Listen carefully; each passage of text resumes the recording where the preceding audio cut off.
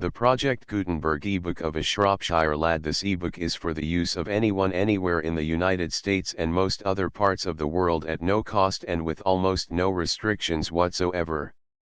You may copy it, give it away or reuse it under the terms of the Project Gutenberg license included with this ebook or online at www.gutenberg.org. If you are not located in the United States, you will have to check the laws of the country where you are located before using this ebook.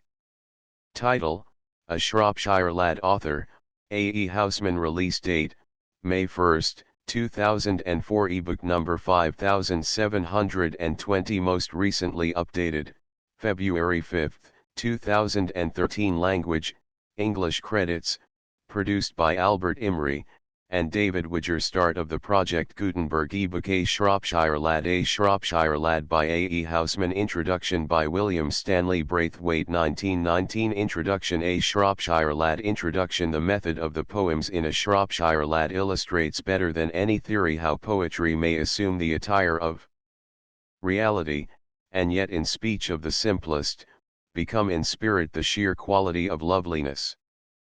4.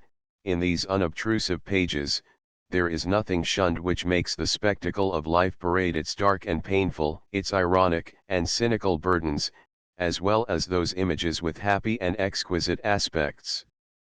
With a broader and deeper background of experience and environment, which by some divine special privilege belongs to the poetic imagination, it is easier to set apart and contrast these opposing words and sympathies in a poet, but here we find them evoked in a restricted locale, an English county, where the rich, cool, tranquil landscape gives a solid texture to the human show. What, I think, impresses one, thrills, like ecstatic, half-smothered strains of music, floating from unperceived instruments, in Mr. Housman's poems, is the encounter his spirit constantly endures with life. It is, this encounter, what you feel in the Greeks, and as in the Greeks, it is a spiritual waging of miraculous forces. There is, too, in Mr. Housman's poems, the singularly Grecian quality of a clean and fragrant mental and emotional temper, vibrating equally whether the theme dealt with is ruin or defeat, or some great tragic crisis of spirit, or with moods and ardors of pure enjoyment and simplicities of feeling. Scarcely has any modern book of poems shown so sure a touch of genius in this respect, the magic, in a continuous glow saturating the substance of every picture and motive with its own peculiar essence. What has been called the cynical bitterness of Mr. Housman's poems, is really nothing more than his ability to etch in sharp tones the actualities of experience. The poet himself is never cynical. His joyousness is all too apparent in the very manner and intensity of expression.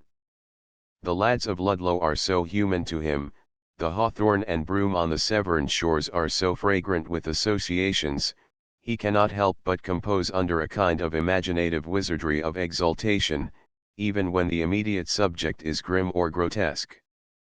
In many of these brief, tense poems the reader confronts a mask, as it were, with appalling and distorted lineaments, but behind it the poet smiles, perhaps sardonically, but smiles nevertheless. In the real countenance there are no tears or grievances, but a quizzical, humorous expression which shows, when one has torn the subterfuge away, that here is a spirit whom life may menace with its contradictions and fatalities, but never dupe with its circumstance and mystery. All this quite points to, and partly explains, the charm of the poems in A Shropshire Lad. The fastidious care with which each poem is built out of the simplest of technical elements, the precise tone and color of language employed to articulate impulse and mood, and the reproduction of objective substances for a clear visualization of character and scene, all tend by a sure and unfaltering composition, to present a lyric art unique in English poetry of the last 25 years. I dare say I have scarcely touched upon the secret of Mr. Housman's book. For some it may radiate from the Shropshire life he so finely etches, for others, in the vivid artistic simplicity and unity of values, through which Shropshire lads and landscapes are presented. It must be, however, in the miraculous fusing of the two. Whatever that secret is, the charm of it never fails after all these years to keep the poems preserved with a freshness and vitality, which are the qualities of enduring genius. William Stanley Braithwaite, A Shropshire Lad, I 1887. From Clee to heaven the beacon burns, the shires have seen it plain, from north and south the sign returns and beacons burn again. Look left, look right, the hills are bright, the dales are light between, because 'tis 50 years tonight that God has saved the Queen. Now, when the flame they watch not towers about the soil they trod, lads, we'll remember friends of ours who shared the work with God. To skies that knit their heartstrings right, to fields that bred them brave, the saviors come not home tonight, themselves they could not save. It dawns in Asia, tombstones show, and Shropshire names are read, and the Nile spills his overflow beside the Severns dead. We pledge in peace by farm and town the Queen they served in war, and fire the beacons up and down the land they perished for. God save the Queen we living sing, from height to height 'tis heard, and with the rest your voices ring, lads of the 53rd. Oh, God will save her, fear you not, be you the men you've been, get you the sons your fathers got, and God will save the Queen. Too loveliest of trees, the cherry now is hung with bloom along the bough, and stands about the woodland ride wearing white for Eastertide. Now, of my 60 years and 10, 20 will not come again, and take from 70 springs a score, it only leaves me 50 more. And since to look at things in bloom 50 springs are little room, about the woodlands I will go to see the cherry hung with snow. 3. The recruit, leave your home behind, lad, and reach your friends your hand, and go, and luck go with you while Ludlow Tower shall stand. Oh, come you home of Sunday when Ludlow streets are still and Ludlow bells are calling to farm and lane and mill, or come you home of Monday when Ludlow market hums and Ludlow chimes are playing the conquering hero comes, come you home a hero, or come not home at all, the lads you leave will mind you till Ludlow Tower shall fall. And you will list the bugle that blows in lands of morn, and make the foes of England be sorry you were born. And you till trump of doomsday on lands of morn may lie, and make the hearts of comrades be heavy where you die. Leave your home behind you, your friends by field and town. Oh, town and field will mind you till Ludlow Tower is down. 4. Reveille wake, the silver dusk returning up the beach of darkness brims, and the ship of sunrise burning strands upon the eastern rims. Wake, the vaulted shadow shatters, trampled to the floor it spanned, and the tent of night in tatters straws the sky pavilioned land. Up, lad, up, 'tis late for lying, hear the drums of morning play, hark, the empty highways crying who'll beyond the hills away. Towns and countries woo together, Forlan's beacon, belfries call, never lad that trod on leather lived to feast his heart with all. Up, lad, thews that lie and cumber sunlit pallets never thrive, morn's abed and daylight slumber were not meant for man alive. Clay lies still, but blood's a rover, breath's aware that will not keep up, lad, when the journey's over there'll be time enough to sleep. See how thick the gold cup flowers are lying in field and lane, with dandelions to tell the hours that never are told again. Oh, may I squire you round the meads and pick you posies gay? 'Twill do no harm to take my arm. You may, young man, you may. Ah, spring was sent for lass and lad, 'tis now the blood runs gold, and man and maid had best be glad before the world is old. What flowers today may flower tomorrow, but never as good as new. Suppose I wound my arm right round, 'tis true, young man, 'tis true. Some lads there are, 'tis shame to say, that only court to thieve, and once they bear the bloom away 'tis little enough they leave. Then keep your heart for men like me and save from trustless chaps. my love is true and all for you. Perhaps, young man, perhaps. Oh, look in my eyes, then, can you doubt? Why, 'tis a mile from town. How green the grass is all about. We might as well sit down. Ah, life, what is it but a flower? Why must true lovers sigh? Be kind, have pity, my own, my pretty goodbye, young man, goodbye. 6 When the lad for longing sighs, mute and dull of cheer and pale, if at death's own door he lies, maiden, you can heal his ail. Lovers' ills are all to buy, the wan look, the hollow tone, the hung head, the sunken eye, you can have them for your own. Buy them, eve and morn lovers' ills are all to sell. Then you can lie down forlorn, but the lover will be well. 7 When smoke stood up from Ludlow, and mist blew off from Thame, and blithe afield to ploughing against the morning beam I strode beside my team, the blackbird in the coppice looked out to see me stride, and hearkened as I whistled the tramping team beside, and fluted and replied, lie down, young yeoman, what use to rise and rise? Rise man 1,000 mornings yet down at last he lies, and then the man is wise. I heard the tune he sang me, and spied his yellow bill, I picked a stone and aimed it and threw it with a will, then the bird was still. Then my soul within me took up the blackbird's strain, and still beside the horses along the dewy lane it sang the song again, lie down, young yeoman, the sun moves always west, the road one treads to labor will lead one home to rest, and that will be the best. 8 Farewell to barn and stack and tree, farewell to Severn shore.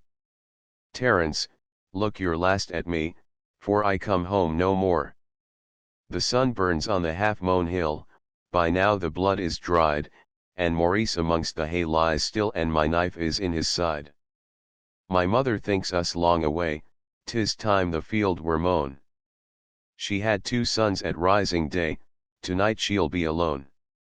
And here's a bloody hand to shake, and oh, man, here's goodbye, we'll sweat no more on scythe and rake, my bloody hands and I. I wish you strength to bring you pride, and a love to keep you clean, and I wish you luck, come Lammasted, at racing on the green. Long for me the rick will wait, and long will wait the fold, and long will stand the empty plate, and dinner will be cold. 9 On moonlit heath and lonesome bank the sheep beside me graze, and yon the gallows used to clank fast by the 4 crossways. A careless shepherd once would keep the flocks by moonlight there, 1, and high amongst the glimmering sheep the dead man stood on air. They hang us now in Shrewsbury jail, the whistles blow forlorn, and trains all night groan on the rail to men that die at morn. There sleeps in Shrewsbury jail tonight, or wakes, as may betide, a better lad, if things went right, than most that sleep outside. And naked to the hangman's noose the morning clocks will ring a neck God made for other use than strangling in a string. And sharp the link of life will snap, and dead on air will stand heels that held up as straight a chap as treads upon the land. So here I'll watch the night and wait to see the morning shine, when he will hear the stroke of 8 and not the stroke of 9, and wish my friend as sound asleep as lads I did not know, that shepherded the moonlit sheep 100 years ago. 1. Hanging in chains was called keeping sheep by moonlight.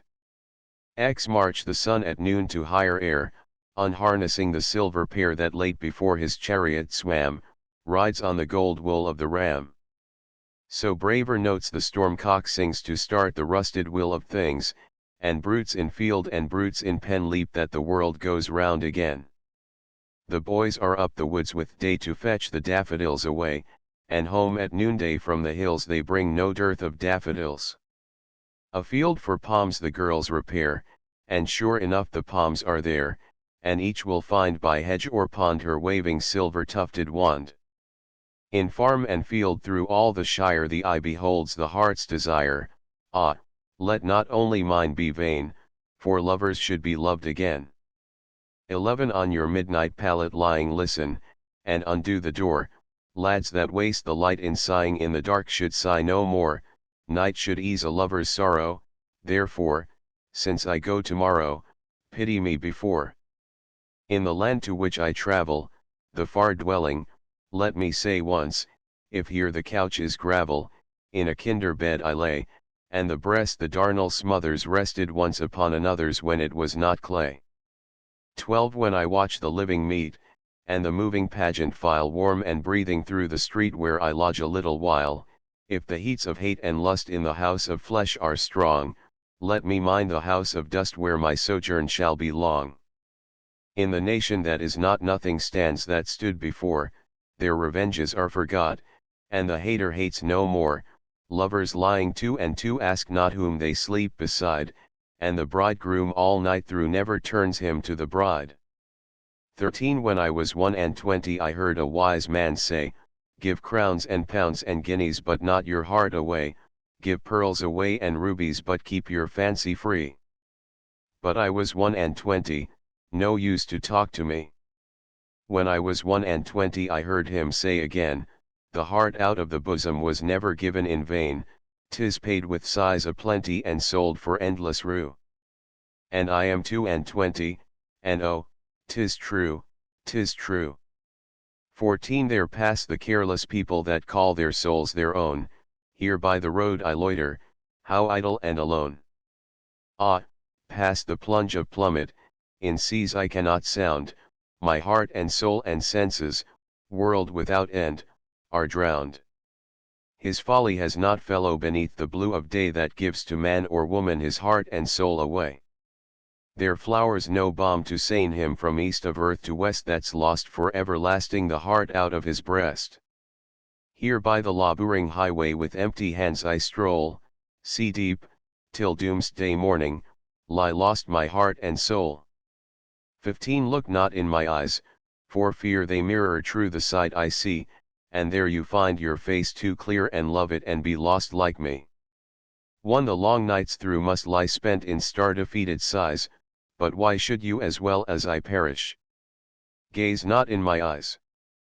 A Grecian lad, as I hear tell, one that many loved in vain, looked into a forest well and never looked away again.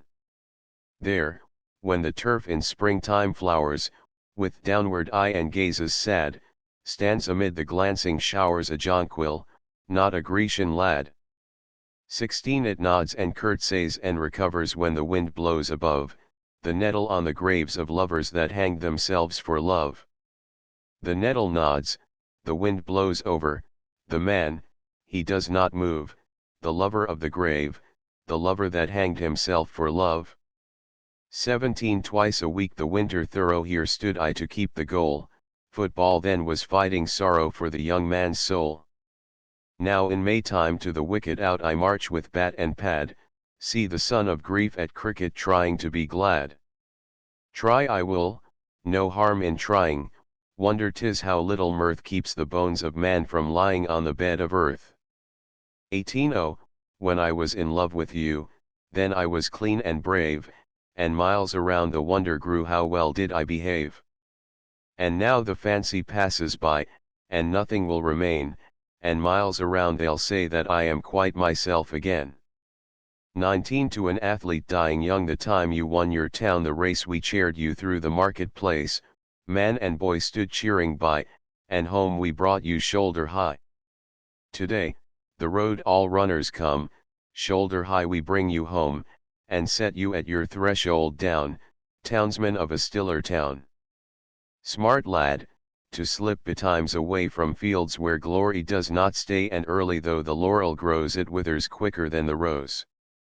Eyes the shady night has shut cannot see the record cut, and silence sounds no worse than cheers after earth has stopped the airs, now you will not swell the rout of lads that wore their honors out, runners whom renown outran and the name died before the man. So set, before its echoes fade, the fleet foot on the sill of shade, and hold to the low lintel up the still defended challenge cup. And round that early laurelled head will flock to gaze the strengthless dead, and find unwithered on its curls the garland briefer than a girl's. XXO fair enough are sky and plain, but I know fairer far, those are as beautiful again that in the water are, the pools and rivers wash so clean the trees and clouds and air, the like on earth was never seen, and oh that I were there. These are the thoughts I often think as I stand gazing down in act upon the cressy brink to strip and dive and drown, but in the golden sanded brooks and azure meres I spy a silly lad that longs and looks and wishes he were IXXI Bredon Hill. 1. In summertime on Bredon the bells they sound so clear, round both the shires they ring them in steeples far and near, a happy noise to hear. Here of a Sunday morning my love and I would lie and see the coloured counties, and hear the larks so high about us in the sky. The bells would ring to call her in valleys miles away, come all to church, good people, come and pray. But here my love would stay. And I would turn and answer among the springing time, oh, peal upon our wedding, and we will hear the chime, and come to church in time. But when the snows at Christmas on Bredon top were strown, my love rose up so early and stole out unbeknown and went to church alone. They tolled the one bell only, groom there was none to see, the mourners followed after, and so to church went she, and would not wait for me. The bells they sound on Bredon, and still the steeples hum. Come all to church, good people, oh, noisy bells, be dumb, I hear you, I will come. 1. Pronounced Bredon. XXII the street sounds to the soldier's tread, and out we troop to see, a single redcoat turns his head, he turns and looks at me. My man, from sky to skies so far, we never crossed before, such leagues apart the world's ends are, we're like to meet no more, what thoughts at heart have you and I we cannot stop to tell, but dead or living, drunk or dry, soldier, I wish you well. XXII the lads in their hundreds to Ludlow come in for the fair, there's men from the barn and the forge and the mill and the fold, the lads for the girls and the lads for the liquor are there, and there with the rest are the lads that will never be old. There's chaps from the town and the field and the till and the cart, and many to count are the stalwart, and many the brave, and many the handsome of face and the handsome of heart, and few that will carry their looks or their truth to the grave. I wish one could know them, I wish there were tokens to tell the fortunate fellows that now you can never discern, and then one could talk with them friendly and wish them farewell and watch them depart on the way that they will not return. But now you may stare as you like and there's nothing to scan, and brushing your elbow unguistat and not to be told they carry back bright to the coiner the mintage of man, the lads that will die in their glory and never be old. XXIV say, lad, have you things to do? Quick then, while your day's at prime. Quick, and if 'tis work for two, here am I, man, now's your time. Send me now, and I shall go, call me, I shall hear you call, use me ere they lay me low where a man's no use at all, ere the wholesome flesh decay, and the willing nerve be numb, and the lips lack breath to say, no, my lad, I cannot come. XXV this time of year a 12-month past, when Fred and I would meet, we needs must jangle, till at last we fought and I was beat. So then the summer fields about, till rainy days began, Rose Harland on her Sundays out walked with the better man. The better man she walks with still, though now 'tis not with Fred, a lad that lives and has his will is worth a dozen dead. Fred keeps the house all kinds of weather, and Clay's the house he keeps, when Rose and I walk out together stock still lies Fred and sleeps. XXVI along the fields as we came by a year ago, my love and I, the aspen over stile and stone was talking to itself alone. Oh, who are these that kiss and pass? A country lover and his lass, two lovers looking to be wed, and time shall put them both to bed, but she shall lie with earth above, and he beside another love.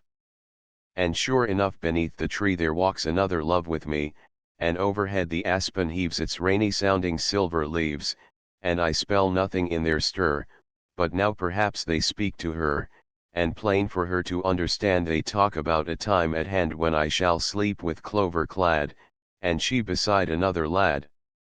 XXVII is my team ploughing, that I was used to drive and hear the harness jingle when I was man alive. The horses trample, the harness jingles now, no change though you lie under the land you used to plough. Is football playing along the river shore, with lads to chase the leather, now I stand up no more.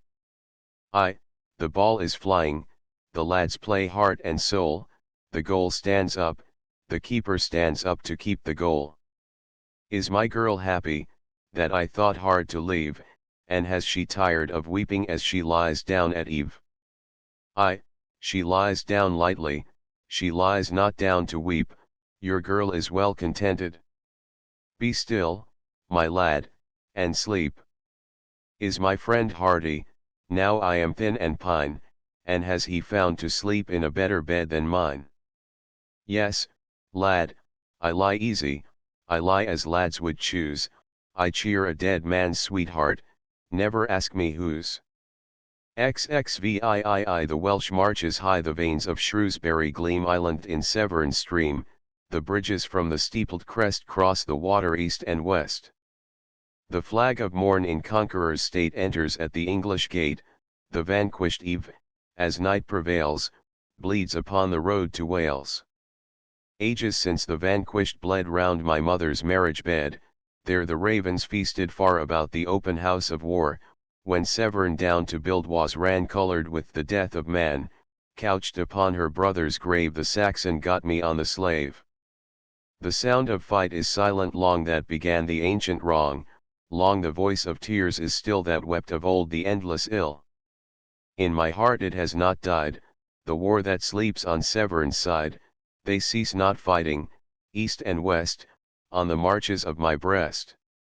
Here the truceless armies yet trample, rolled in blood and sweat, they kill and never die, and I think that each is I. None will part us, none undo the knot that makes one flesh of two, sick with hatred, sick with pain, strangling. When shall we be slain? When shall I be dead and rid of the wrong my father did? How long, till spade and hearse put to sleep my mother's curse? XXIX The Lent lily 'tis spring, come out to ramble the hilly brakes around, for under thorn and bramble about the hollow ground the primroses are found. And there's the windflower chilly with all the winds at play, and there's the Lenten lily that has not long to stay and dies on Easter day. And since till girls go maying you find the primrose still, and find the windflower playing with every wind at will, but not the daffodil, bring baskets now, and sally upon the spring's array, and bear from hill and valley the daffodil away that dies on Easter day. XXX Others, I am not the first, have willed more mischief than they durst, if in the breathless night I too shiver now, 'tis nothing new. More than I, if truth were told, have stood and sweated hot and cold, and through their reins in ice and fire fear contended with desire. Agued once like me were they, but I like them shall win my way lastly to the bed of mold where there's neither heat nor cold. But from my grave across my brow plays no wind of healing now, and fire and ice within me fight beneath the suffocating night. XXXI On Wenlock edge the woods in trouble, his forest fleece the Wrkin heaves, the gale, it plies the saplings double, and thick on Severn snow the leaves. 'Twould blow like this through Holt and Hanger when Uricon the city stood, 'tis the old wind in the old anger, but then it threshed another wood. Then, 'twas before my time, the Roman at yonder heaving hill would stare, the blood that warms an English yeoman, the thoughts that hurt him, they were there. There, like the wind through woods in riot, through him the gale of life blew high, the tree of man was never quiet, then 'twas the Roman, now 'tis I. The gale, it plies the saplings double, it blows so hard, 'twill soon be gone, today the Roman and his trouble are ashes under Uricon. XXXII from far, from eve and morning and yon 12-winded sky, the stuff of life to knit me blew hither, here am I. Now for a breath I tarry nor yet disperse apart, take my hand quick and tell me, what have you in your heart? Speak now, and I will answer, how shall I help you? Say, ere to the wind's 12 quarters I take my endless way. XXXII if truth in hearts that perish could move the powers on high, I think the love I bear you should make you not to die. Sure, sure, if steadfast meaning, if single thought could save, the world might end tomorrow, you should not see the grave. This long and sure set liking, this boundless will to please, oh, you should live forever if there were help in these. But now, since all is idle, to this lost heart be kind, ere to a town you journey where friends are ill to find. Thursive the new mistress, oh, sick I am to see you, will you never let me be? You may be good for something, but you are not good for me. Oh, go where you are wanted, for you are not wanted here. And that was all the farewell when I parted from my dear. I will go where I am wanted, to a lady born and bred who will dress me free for nothing in a uniform of red. She will not be sick to see me if I only keep it clean. I will go where I am wanted for a soldier of the Queen. I will go where I am wanted, for the sergeant does not mind, he may be sick to see me but he treats me very kind, he gives me beer and breakfast and a ribbon for my cap, and I never knew a sweetheart spend her money on a chapter. I will go where I am wanted, where there's room for one or two, and the men are none too many for the work there is to do, where the standing line wears thinner and the dropping dead lie thick, and the enemies of England they shall see me and be sick. XXXV on the idle hill of summer, sleepy with the flow of streams, far I hear the steady drummer drumming like a noise in dreams. Far and near and low and louder on the roads of earth go by, dear to friends and food for powder, soldiers marching, all to die. East and west on fields forgotten bleach the bones of comrades slain, lovely lads and dead and rotten, none that go return again. Far the calling bugles hollow, high the screaming fife replies, gay the files of scarlet follow, woman bore me, I will rise. 30 white in the moon the long road lies, the moon stands blank above, white in the moon the long road lies that leads me from my love. Still hangs the hedge without a gust, still the shadows stay, my feet upon the moonlit dust pursue the ceaseless way. The world is round, so travellers tell, and straight though reach the track, trudge on, 'twill all be well, the way will guide one back. But ere the circle homeward hies far, far must it remove, white in the moon the long road lies that leads me from my love. XXXVII as through the wild green hills of Wyre the train ran, changing sky and shire, and far behind, a fading crest, low in the forsaken west sank the high-reared head of Clee, my hand lay empty on my knee. Aching on my knee it lay, that morning half a shire away so many an honest fellow's fist had well nigh wrung it from the wrist. Hand, said I, since now we part from fields and men we know by heart, from strangers' faces, strangers' lands hand, you have held true fellows' hands. Be clean then, rot before you do a thing they'd not believe of you. You and I must keep from shame in London streets the Shropshire name, on banks of Thames they must not say Severn breeds worse men than they, and friends abroad must bear in mind friends at home they leave behind.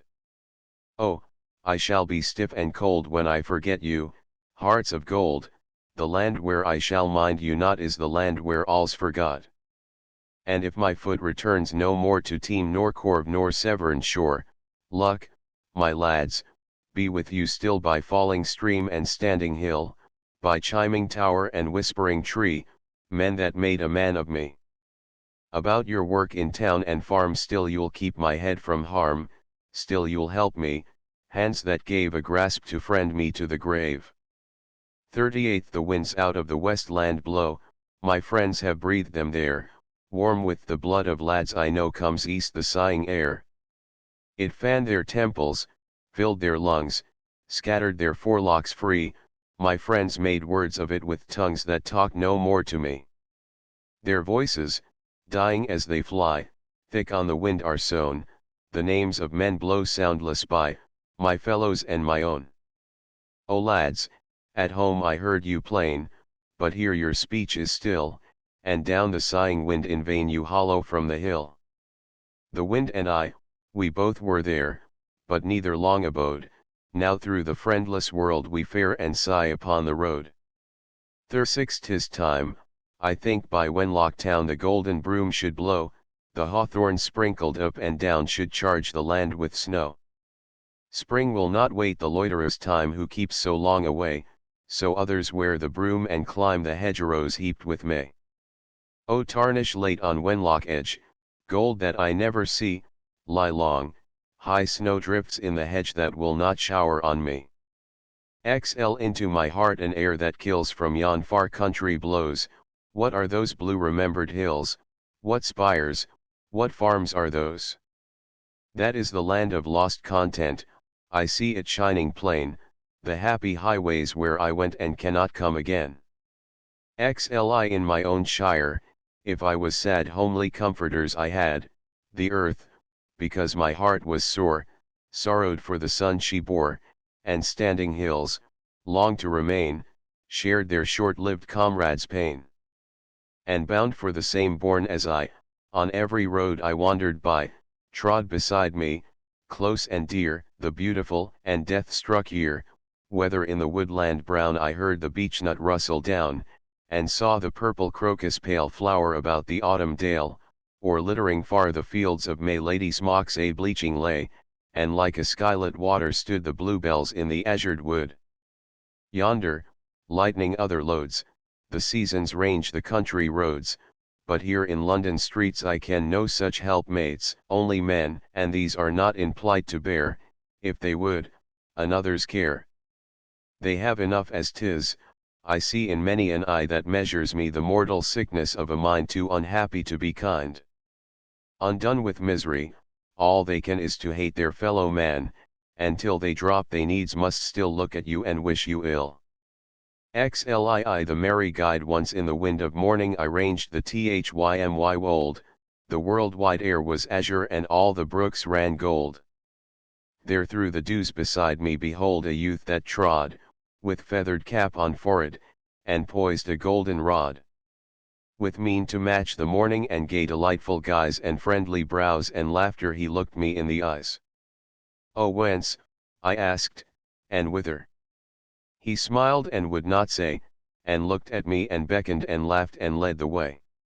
And with kind looks and laughter and naught to say beside we two went on together, I and my happy guide. Across the glittering pastures and empty uplands still and solitude of shepherds high in the folded hill, by hanging woods and hamlets that gaze through orchards down on many a windmill turning and far discovered town, with gay regards of promise and sure unslackened stride and smiles and nothing spoken led on my merry guide. By blowing realms of woodland with sun-struck veins afield and cloud-led shadows sailing about the windy weald, by valley-guarded granges and silver waters wide, content at heart I followed with my delightful guide. And like the cloudy shadows across the country blown we two face on forever, but not we two alone. With the great gale we journey that breathes from gardens thinned, borne in the drift of blossoms whose petals throng the wind, buoyed on the heaven-heard whisper of dancing leaflets whirled from all the woods that autumn bear avies in all the world. And midst the fluttering legion of all that ever died I follow, and before us goes the delightful guide, with lips that brim with laughter but never once respond, and feet that fly on feathers, and serpent-circled wand. Slying the immortal part when I meet the morning beam, or lay me down at night to dream, I hear my bones within me say, another night, another day. When shall this slough of sense be cast, this dust of thoughts be laid at last, the man of flesh and soul be slain and the man of bone remain? This tongue that talks, these lungs that shout, these thews that hustle us about, this brain that fills the skull with schemes, and its humming hive of dreams. These today are proud in power and lord it in their little hour, the immortal bones obey control of dying flesh and dying soul. 'Tis long till eve and morn are gone, slow the endless night comes on, and late to fullness grows the birth that shall last as long as earth. Wanderers eastward, wanderers west, know you why you cannot rest? 'Tis that every mother's son travails with a skeleton. Lie down in the bed of dust, bear the fruit that bear you must, bring the eternal seed to light, and morn is all the same as night. Rest you so from trouble sore, fear the heat o' the sun no more, nor the snowing winter wild, now you labor not with child. Empty vessel, garment cast, we that wore you long shall last. Another night, another day. So my bones within me say. Therefore they shall do my will today while I am master still, and flesh and soul, now both are strong, shall hail the sullen slaves along, before this fire of sense decay, this smoke of thought blow clean away, and leave with ancient night alone the steadfast and enduring bone. XLIV shot. So quick, so clean an ending? Oh, that was right, lad, that was brave, yours was not an ill for mending, 'twas best to take it to the grave. Oh, you had forethought, you could reason, and saw your road and where it led, and early wise and brave in season put the pistol to your head. Oh, soon, and better so than later after long disgrace and scorn, you shot dead the household traitor, the soul that should not have been born. Right you guessed the rising morrow and scorned to tread the mire you must, dust's your wages, son of sorrow, but men may come to worse than dust.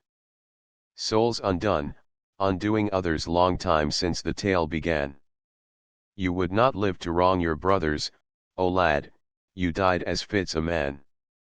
Now to your grave shall friend and stranger with ruth and some with envy come, dishonored, clear of danger, clean of guilt, pass hence and home.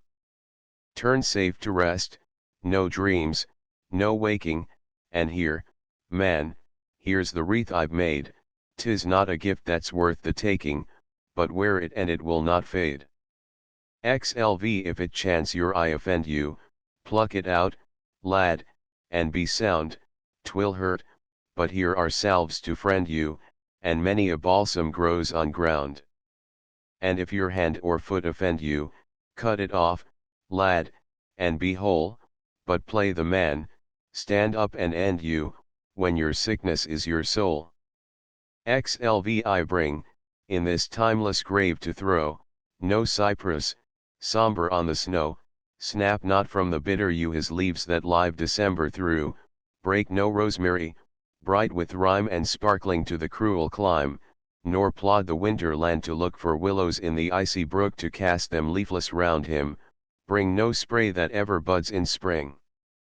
But if the Christmas field has kept ons the last gleaner overstepped, or shriveled flax, whose flower is blue a single season, never two, or if one hom whose year is o'er shivers on the upland frower, oh, bring from hill and stream and plain whatever will not flower again, to give him comfort, he and those shall bide eternal bedfellows where low upon the couch he lies whence he never shall arise.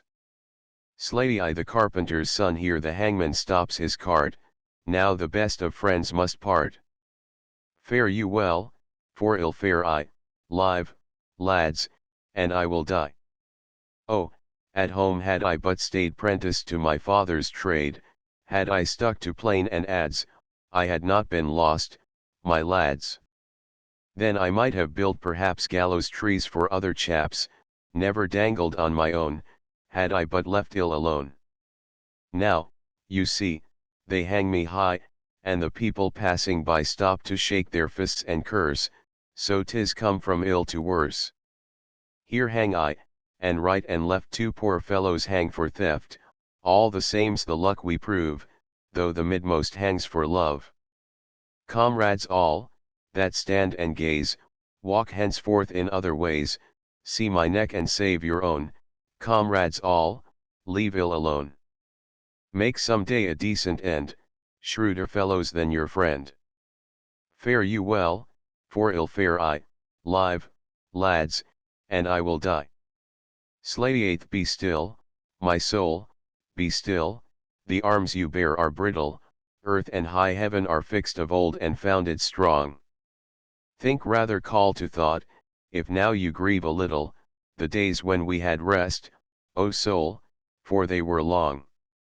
Men loved unkindness then, but lightless in the quarry I slept and saw not, tears fell down, I did not mourn, sweat ran and blood sprang out and I was never sorry, then it was well with me, in days ere I was born.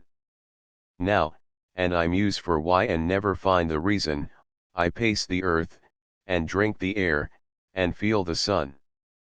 Be still, my soul, it is but for a season, let us endure an hour and see injustice done.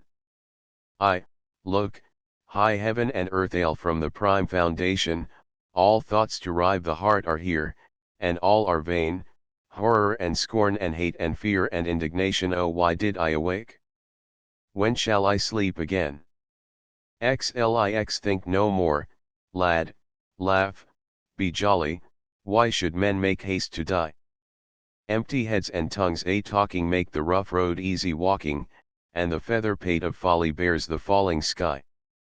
Oh, 'tis jesting, dancing, drinking spins the heavy world around. If young hearts were not so clever, oh, they would be young forever, think no more, 'tis only thinking lays lads underground. Clunton and Clunberry, Clungunford and Clun, are the quietest places under the sun. In valleys of springs of rivers, Bione and Team and Clun, the country for easy livers, the quietest under the sun, we still had sorrows to lighten, one could not be always glad, and lads knew trouble at nighten when I was a nighten lad. By bridges that Thames runs under, in London, the town built ill, 'tis sure small matter for wonder if sorrow is with one still. And if as a lad grows older the troubles he bears are more, he carries his griefs on a shoulder that handselled them long before. Where shall one halt to deliver this luggage I'd leave set down? Not Thames, not Team is the river, nor London, nor Knighton the town, 'tis a long way further than Knighton, a quieter place than Clun, where doomsday may thunder and lighten and little 'twill matter to one. Loitering with a vacant eye along the Grecian gallery, and brooding on my heavy ill, I met a statue standing still. Still in marble stone stood he, and steadfastly he looked at me. Well met, I thought the look would say, we both were fashioned far away, we neither knew, when we were young, these Londoners we live among. Still he stood and eyed me hard, an earnest and a grave regard, what, lad, drooping with your lot? I too would be where I am not. I too survey that endless line of men whose thoughts are not as mine. Years, ere you stood up from rest, on my neck the collar pressed, years, when you lay down your ill, I shall stand and bear it still. Courage, lad, 'tis not for long, stand, quit you like stone, be strong. So I thought his look would say, and light on me my trouble lay, and I slept out in flesh and bone manful like the man of stone. Lee far in a western Brookland that bred me long ago the poplars stand and tremble by pools I used to know. There, in the windless night time, the wanderer, marvelling why, halts on the bridge to hearken how soft the poplars sigh. He hears, long since forgotten in fields where I was known, here I lie down in London and turn to rest alone. There, by the starlit fences, the wanderer halts and hears my soul that lingers sighing about the glimmering weirs. Lii the true lover the lad came to the door at night, when lovers crown their vows, and whistled soft and out of sight in shadow of the boughs. I shall not vex you with my face henceforth, my love, for so take me in your arms a space before the east is grey. When I from hence away am past I shall not find a bride, and you shall be the first and last I ever lay beside. She heard and went and knew not why, her heart to his she laid, light was the air beneath the sky but dark under the shade. Oh, do you breathe, lad, that your breast seems not to rise and fall, and here upon my bosom pressed there beats no heart at all? Oh loud, my girl, it once would knock, you should have felt it then, but since for you I stopped the clock it never goes again. Oh lad, what is it, lad, that drips wet from your neck on mine? What is it falling on my lips, my lad, that tastes of brine? Oh like enough 'tis blood, my dear, for when the knife has slit the throat across from ear to ear 'twill bleed because of it. Under the stars the air was light but dark below the boughs, the still air of the speechless night, when lovers crown their vows. Live with through my heart is laden for golden friends I had, for many a rose-lipped maiden and many a light-foot lad. By brooks too broad for leaping the light-foot boys are laid, the rose-lipped girls are sleeping in fields where roses fade. LV westward on the high-hilled plains where for me the world began, still, I think, in newer veins frets the changeless blood of man. Now that other lads than I strip to bathe on Severn shore, they, no help, for all they try, tread the mill I trod before. There, when hueless is the west and the darkness hushes wide, where the lad lies down to rest stands the troubled dream beside. There, on thoughts that once were mine, day looks down the eastern steep, and the youth at morning shine makes the vow he will not keep. Lvi the day of battle far I hear the bugle blow to call me where I would not go, and the guns begin the song, soldier, fly or stay for long. Comrade, if to turn and fly made a soldier never die, fly I would, for who would not? 'Tis sure no pleasure to be shot. But since the man that runs away lives to die another day, and cowards' funerals, when they come are not wept so well at home. Therefore, though the best is bad, stand and do the best my lad, stand and fight and see you're slain, and take the bullet in your brain. Lvii you smile upon your friend today, today his ills are over, you hearken to the lovers say, and happy is the lover. 'Tis late to hearken, late to smile, but better late than never, I shall have lived a little while before I die forever. La'in when I came last to Ludlow amidst the moonlight pale, two friends kept step beside me, two honest lads and hale. Now Dick lies long in the churchyard, and Ned lies long in jail, and I come home to Ludlow amidst the moonlight pale. Licks the Isle of Portland the star-filled seas are smooth tonight from France to England strown, black towers above the Portland light the felon quarried stone. On yonder island, not to rise, never to stir forth free, far from his folk a dead lad lies that once was friends with me. Lie you easy, dream you light, and sleep you fast for I, and luckier may you find the night than ever you found the day. LX now hollow fires burn out to black, and lights are guttering low, square your shoulders, lift your pack, and leave your friends and go. Oh never fear, man, nought's to dread, look not left nor right, in all the endless road you tread there's nothing but the night. LXI Hewley steeple the vane on Hewley steeple veers bright, a far known sign, and there lie Hewley people, and there lie friends of mine. Tall in their midst the tower divides the shade and sun, and the clock strikes the hour and tells the time to none. To south the headstones cluster, the sunny mounds lie thick, the dead are more in muster at Hewley than the quick. North, for a soon told number, chill graves the sexton delves, and steeple-shadowed slumber the slayers of themselves. To north, to south, lie parted, with Hewley tower above, the kind, the single-hearted, the lads I used to love. And, south or north, 'tis only a choice of friends one knows, and I shall ne'er be lonely asleep with these or those. LXII Terence, this is stupid stuff, you eat your victuals fast enough, there can't be much amiss, 'tis clear, to see the rate you drink your beer. But oh, good Lord, the verse you make, it gives a chap the bellyache. The cow, the old cow, she is dead, it sleeps well, the horned head, we poor lads, 'tis our turn now to hear such tunes as killed the cow. Pretty friendship 'tis to rhyme your friends to death before their time, moping melancholy mad. Come, pipe a tune to dance to, lad.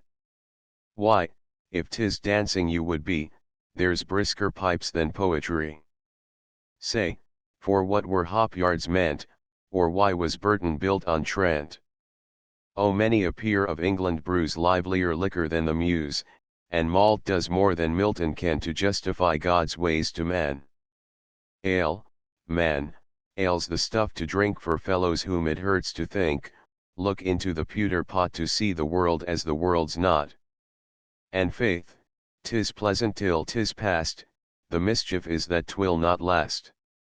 Oh, I have been to Ludlow Fair and left my necktie God knows where, and carried halfway home, or near, pints and quarts of Ludlow beer, then the world seemed none so bad, and I myself a sterling lad, and down in lovely muck I've lain, happy till I woke again.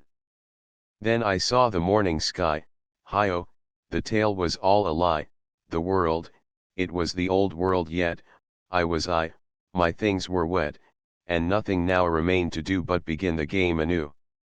Therefore, since the world has still much good, but much less good than ill, and while the sun and moon endure luck's a chance, but trouble's sure, I'd face it as a wise man would, and train for ill and not for good. 'Tis true the stuff I bring for sale is not so brisk a brew as ale, out of a stem that scored the hand I wrung it in a weary land. But take it, if the smack is sour, the better for the embittered hour, it should do good to heart and head when your soul is in my soul's stead, and I will friend you, if I may, in the dark and cloudy day. There was a king reigned in the east, there, when kings will sit to feast, they get their fill before they think with poisoned meat and poisoned drink. He gathered all that springs to birth from the many-venomed earth, first a little, thence to more, he sampled all her killing store, and easy, smiling, seasoned sound, sate the king when healths went round. They put arsenic in his meat and stared aghast to watch him eat, they poured strychnine in his cup and shook to see him drink it up, they shook, they stared as white's their shirt, them it was their poison hurt. I tell the tale that I heard told. Mithridates, he died old. Elziath I hoed and trenched and weeded, and took the flowers to fair, I brought them home unheeded, the hue was not the wear. So up and down I sow them for lads like me to find, when I shall lie below them, a dead man out of mind. Some seed the birds devour, and some the season mars, but here and there will flower the solitary stars, and fields will yearly bear them as light-leaved spring comes on, and luckless lads will wear them when I am dead and gone. End of the Project Gutenberg ebook. A Shropshire Lad updated editions will replace the previous one. The old editions will be renamed. Creating the works from print editions not protected by U.S. copyright law means that no one owns a United States copyright in these works, so the Foundation, and you, can copy and distribute it in the United States without permission and without paying copyright royalties. Special rules, set forth in the general terms of use part of this license, apply to copying and distributing Project Gutenberg trademark electronic works to protect the Project Gutenberg trademark concept and trademark. Project Gutenberg is a registered trademark, and may not be used if you charge for an ebook, except by following the terms of the trademark license, including paying royalties for use of the Project Gutenberg trademark. If you do not charge anything for copies of this ebook, complying with the trademark license is very easy. You may use this ebook for nearly any purpose, such as creation of derivative works, reports, performances, and research. Project Gutenberg ebooks may be modified and printed and given away. You may do practically anything in the United States with ebooks not protected by U.S. copyright law. Redistribution is subject to the trademark license, especially commercial redistribution. Start, full license. The full Project Gutenberg license. Please read this before you distribute or use this work to protect the Project Gutenberg trademark mission of promoting the free distribution of electronic works. By using or distributing this work, or any other work associated in any way with the phrase Project Gutenberg, you agree to comply with all the terms of the full Project Gutenberg trademark license available with this file or online at www.gutenberg.org/license. Section 1. General Terms of Use and Redistributing Project Gutenberg Trademark Electronic Works 1.a. By reading or using any part of this Project Gutenberg trademark electronic work, you indicate that you have read, understand, agree to and accept all the terms of this license and intellectual property, trademark/copyright, agreement. If you do not agree to abide by all the terms of this agreement, you must cease using and return or destroy all copies of Project Gutenberg trademark electronic works in your possession. If you paid a fee for obtaining a copy of or access to a Project Gutenberg trademark electronic work and you do not agree to be bound by the terms of this agreement, you may obtain a refund from the person or entity to whom you paid the fee as set forth in paragraph 1.e.8. 1.b. Project Gutenberg is a registered trademark. It may only be used on or associated in any way with an electronic work by people who agree to be bound by the terms of this agreement. There are a few things that you can do with most Project Gutenberg trademark electronic works even without complying with the full terms of this agreement. See paragraph 1.c below. There are a lot of things you can do with Project Gutenberg trademark electronic works if you follow the terms of this agreement and help preserve free future access to Project Gutenberg trademark electronic works. See paragraph 1.e below. 1.c.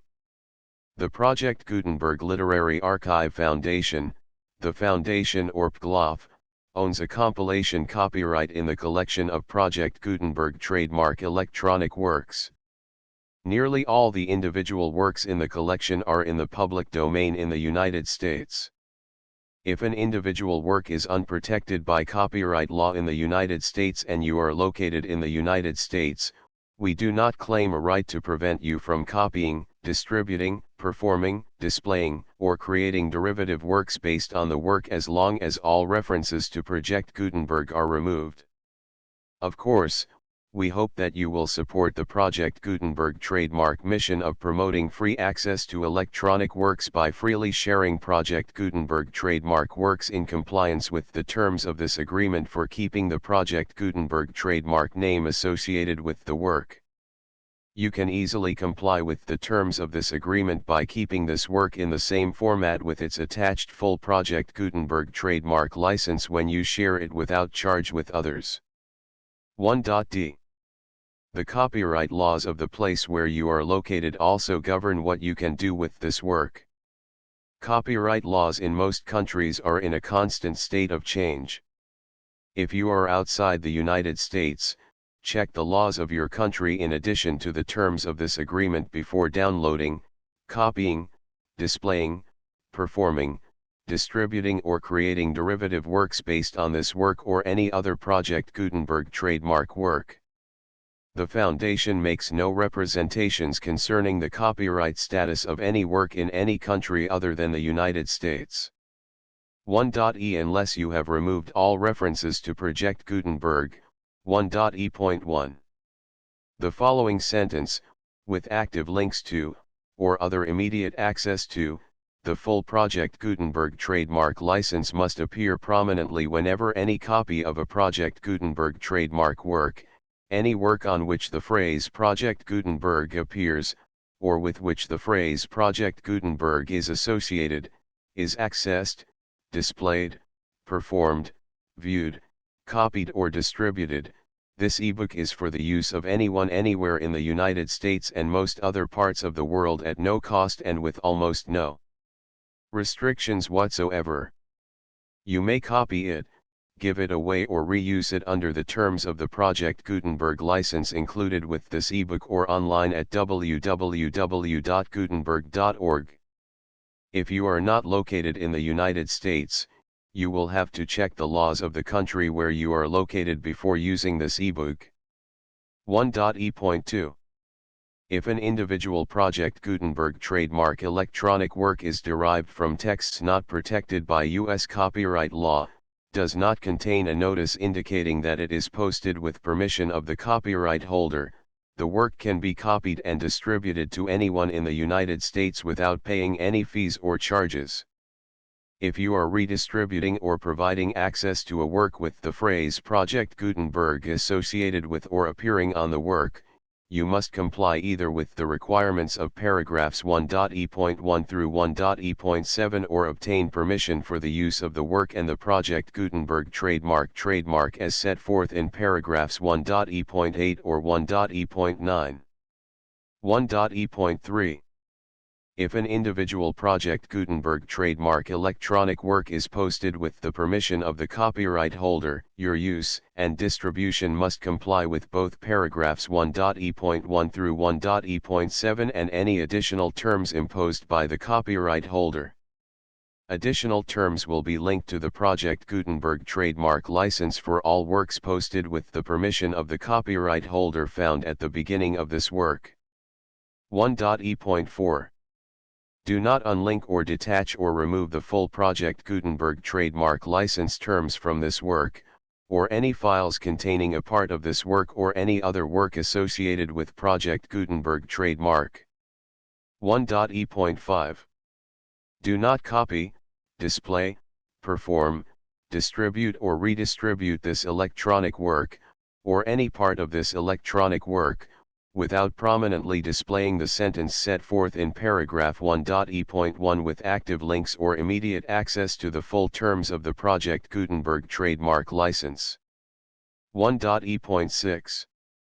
You may convert to and distribute this work in any binary, compressed, marked up, non-proprietary or proprietary form, including any word processing or hypertext form.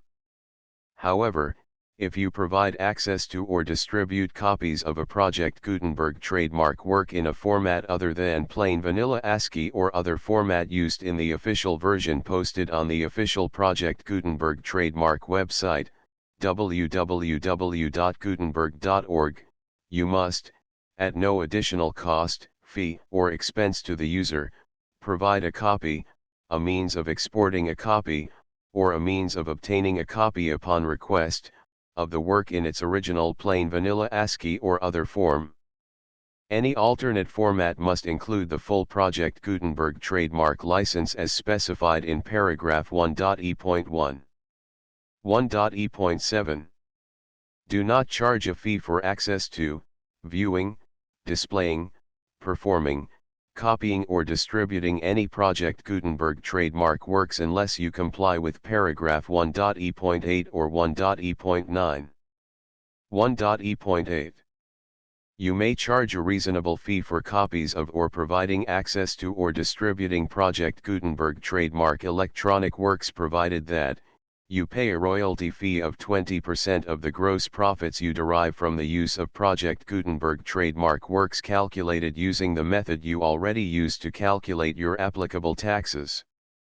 The fee is owed to the owner of the Project Gutenberg trademark, but he has agreed to donate royalties under this paragraph to the Project Gutenberg Literary Archive Foundation. Royalty payments must be paid within 60 days following each date on which you prepare, or are legally required to prepare, your periodic tax returns. Royalty payments should be clearly marked as such and sent to the Project Gutenberg Literary Archive Foundation at the address specified in Section 4, Information about donations to the Project Gutenberg Literary Archive Foundation. You provide a full refund of any money paid by a user who notifies you in writing, or by email, within 30 days of receipt that he does not agree to the terms of the full Project Gutenberg trademark license. You must require such a user to return or destroy all copies of the works possessed in a physical medium and discontinue all use of and all access to other copies of Project Gutenberg trademark works. You provide, in accordance with paragraph 1.f.3, a full refund of any money paid for a work or a replacement copy, if a defect in the electronic work is discovered and reported to you within 90 days of receipt of the work. You comply with all other terms of this agreement for free distribution of Project Gutenberg trademark works. 1.e.9. If you wish to charge a fee or distribute a Project Gutenberg trademark electronic work or group of works on different terms than are set forth in this agreement, you must obtain permission in writing from the Project Gutenberg Literary Archive Foundation, the manager of the Project Gutenberg trademark. Contact the Foundation as set forth in Section 3 below. 1.f1.f.1. Project Gutenberg volunteers and employees expend considerable effort to identify, do copyright research on, transcribe and proofread works not protected by U.S. copyright law in creating the Project Gutenberg trademark collection.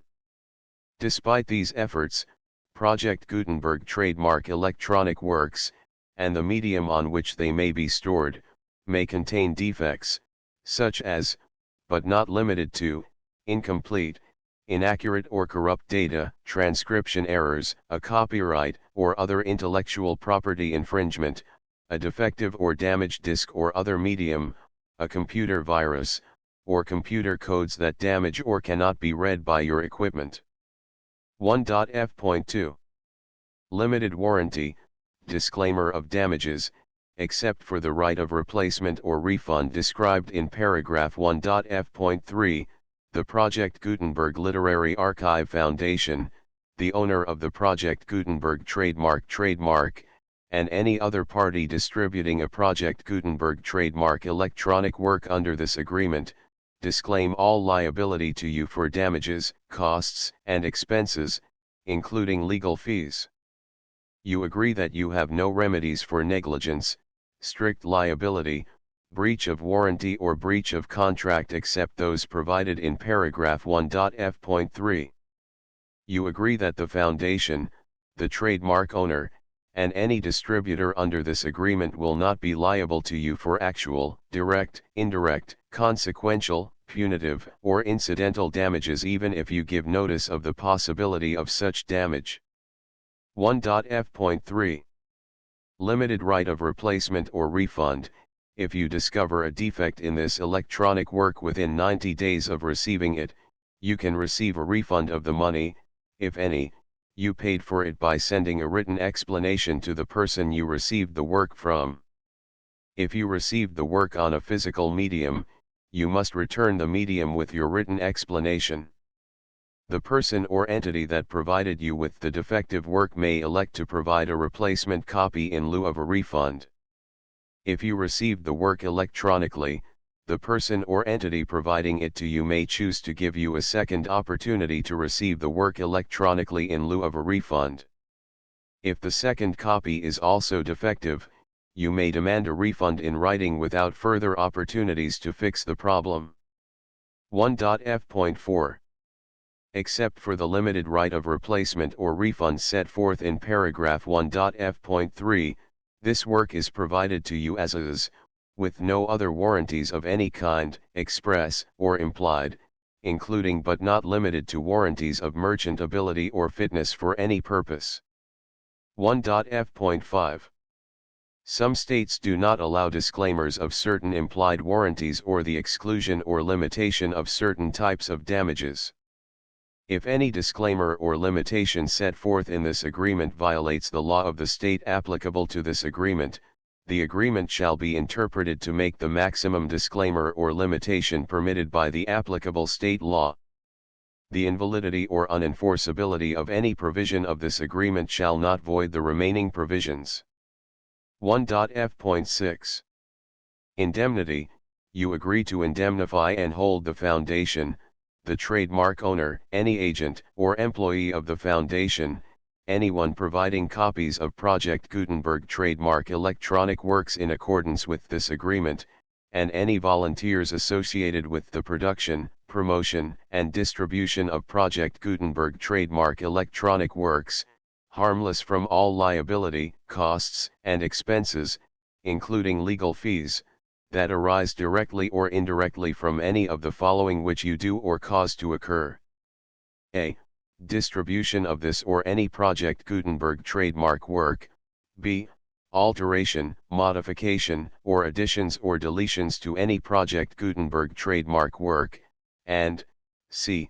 Any defect you cause. Section 2.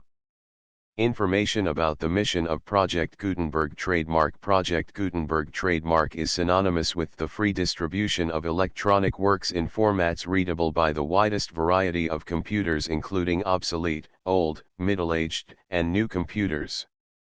It exists because of the efforts of hundreds of volunteers and donations from people in all walks of life. Volunteers and financial support to provide volunteers with the assistance they need are critical to reaching Project Gutenberg trademark's goals and ensuring that the Project Gutenberg trademark collection will remain freely available for generations to come.